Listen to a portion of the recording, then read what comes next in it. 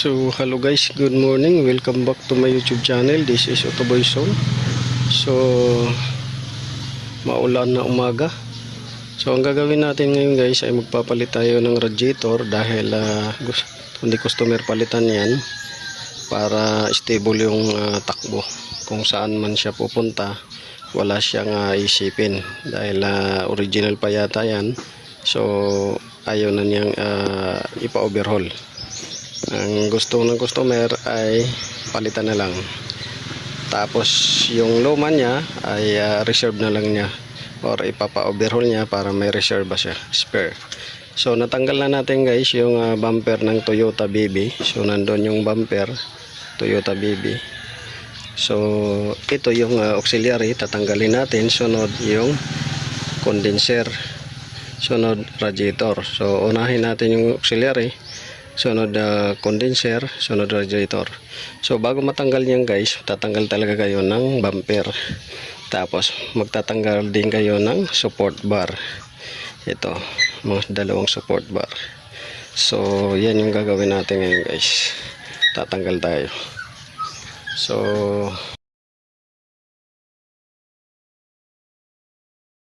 So yan guys, malapit na natin guys mabunot. So tatanggalin natin yung hose doon sa baba, sa cooler niya, transmission cooler hose. Pero kailangan nang i-check, kagaya niyan may crack na pala siya.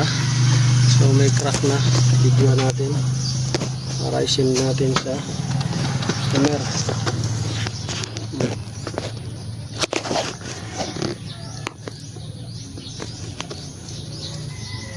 Yan.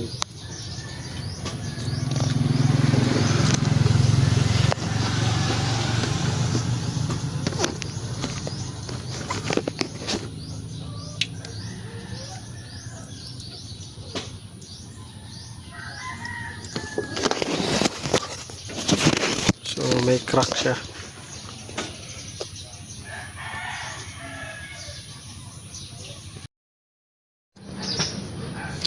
So ayan na guys, nailabas na natin.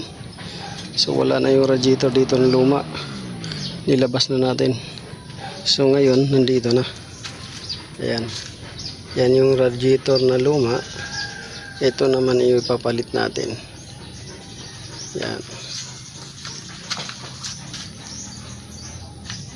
So dadalhin natin doon sa ating pwesto.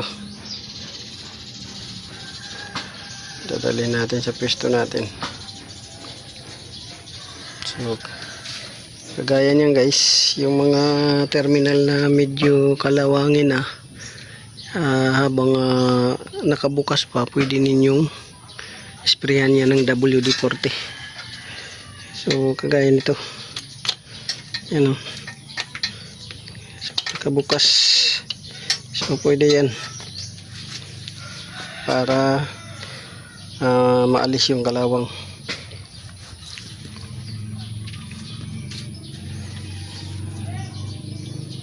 So yun.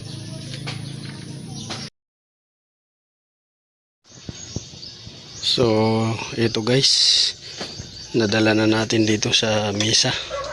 So ang gagawin natin dito ay i-comparison natin kung tama ba yung ikakabit natin. So ito yung header ng bago, surplus genuine ito, surplus genuine original bago. So ito yung header. Yan. Kumpara dito sa luma, yan. So ikumpara lang ninyo. So yan. Dito naman sa bottom, tapos dito sa luma, yan. So halos parehas siya guys. So yun, ililipat na natin yung auxiliary pan dito sa bago. Ito yung luma. So okay naman so far, parehas na parehas siya. So walang sign ng leaking dito, walang sign. So lipat na natin guys.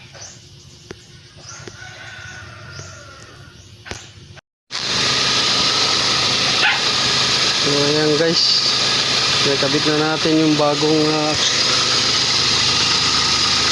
kinabit na natin yung bagong radiator. So titingnan natin ito kung okay ba tong radiator na to. So bago na yan, nakabit yan.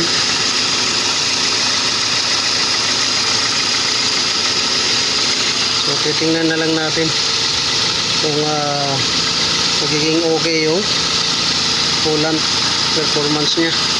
So habang inaantay natin na uminit yung system, double check nyo yung mga hose kung naikabit yung mga clip, ito yung mga clamp gaya nito, naikabit naman siya yung clamp. Tapos dito naikabit din, check nyo lagi yung mga clamp, baka maya naisalpak nyo yung hose pero hindi naikabit yung clamp. Yan, nakabit yung clamp dito. Tapos dun sa baba nakabit din. Yan. So double check nyo kung may tagas. Unang andar kagad, double check nyo kung may tagas.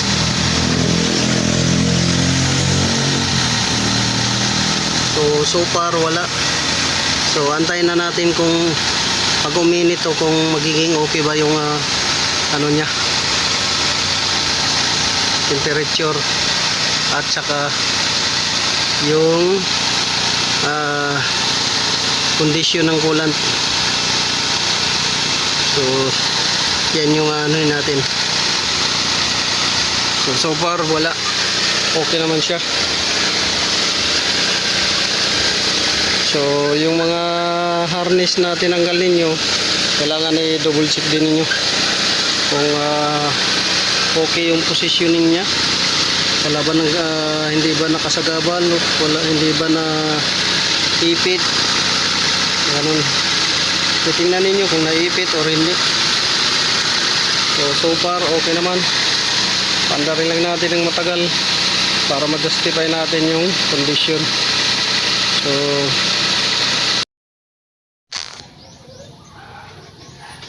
So ayan na guys, naibalik na natin yung bumper, nabalik na rin natin yung grills, at na-check na rin natin dito. So far wala naman siyang tagas, wala siyang tulo ng coolant. Hopefully good yung radiator na kinabit natin. So dito okay naman yung auxiliary, gumana.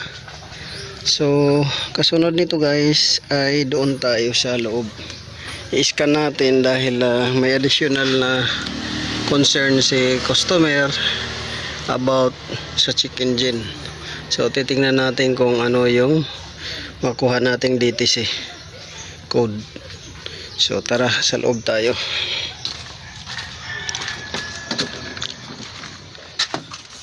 So dito ay naisalang na natin yung scanner natin. Ayan. So papaandarin lang muna natin para hindi maglubat.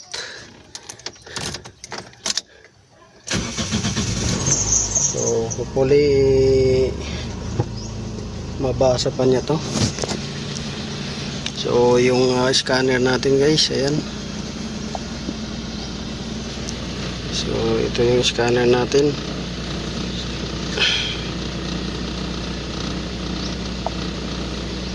So medyo nag-iiba yung itsura ng scanner natin guys, dahil hindi natin alam kung sa cable ba or sa screen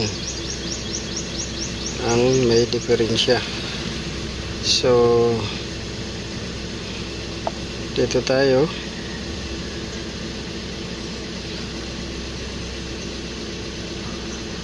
Minsan ito doon sa connector sa DLC doon sa baba.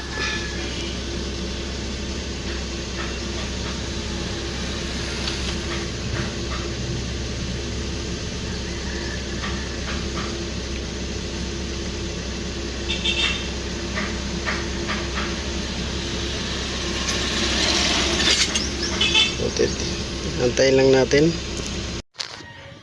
So, yan guys. In-scan natin. Pero, yung na-scan niya ay mga history lang. History. Ngayon, yung inulit natin, ayun, wala nang mabasa. Lost communication na. So, may problema dyan sa mga wiring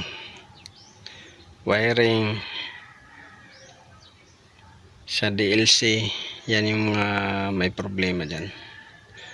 So, yun guys, gamitan natin ng isa pang para ma-confirm natin kung totoo ba yung mga story.